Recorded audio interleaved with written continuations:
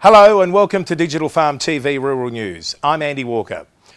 Australia have held up reasonably well in many winter cropping regions, despite the dry seasonal conditions experienced during the past few months, according to the December edition of the Australian Crop Report. Australian Bureau of Agricultural and Resource Economics and Sciences Executive Director Paul Morris said that while total winter crop production was forecast to be lower than the record harvest of last season, yields in many regions were aided by favourable levels of lower level soil moisture. In southeastern Australia, seasonal conditions were generally consistent with the spring seasonal outlook the Bureau of Meteorology issued in August, which was incorporated into forecasts presented in the September edition of Australian Crop Report, Mr Morris said. In Western Australia, rainfall was generally below average throughout the growing season, and a dry October adversely affected yields in southern parts of the state.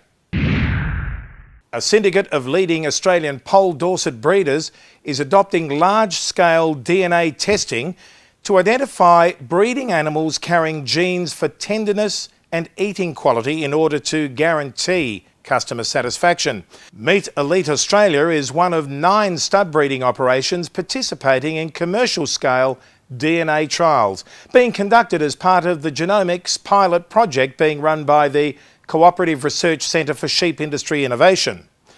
More than 1,500 DNA tests have been allocated for use by these early adopting studs, with a further 1,500 tests allocated for smaller scale testing by sheep breeders across the country as part of the research program aimed at identifying the most effective use of the new technologies in practical breeding programs.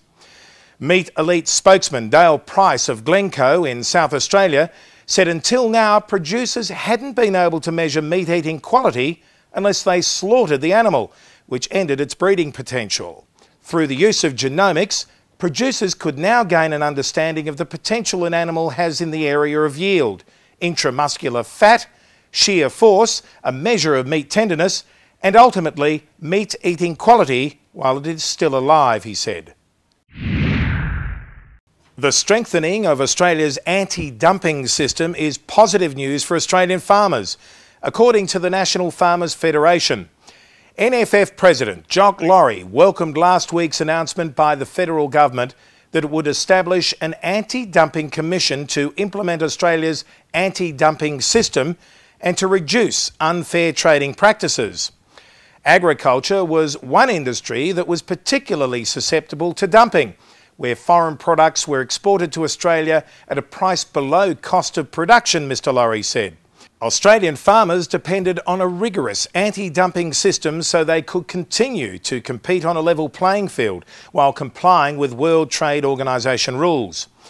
The NFF believed it was very important that industries with legitimate claims against dumped exports were able to seek a remedy through Australia's anti-dumping system to ensure unfair trading practices can be challenged.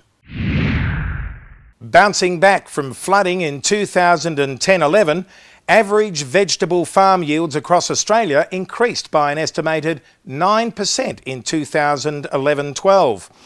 Despite a fall in the average price received for vegetables, the Australian Bureau of Agricultural and Resource Economics and Sciences has indicated higher vegetable production led to increased profits for vegetable farms. According to the report, Australian vegetable growing farms, an economic survey 2010-11 and 2011-12, released by ABARES, the average farm cash income for vegetable farms across Australia was projected to be $179,000 per farm in 2011-12, 11% higher than 2010-11.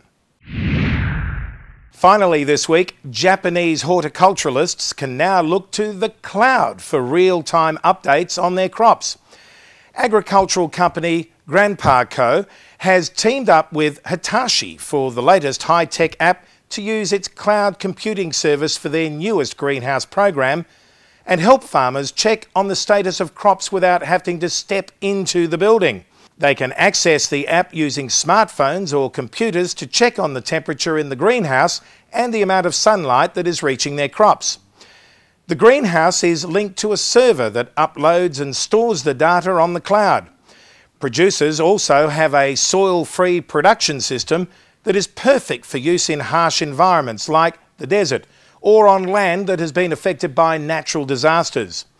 Japanese farmers are under intense pressure to improve productivity because of the pending Trans-Pacific Partnership, a free trade zone from China to Chile and including major agricultural exporters Australia and the United States.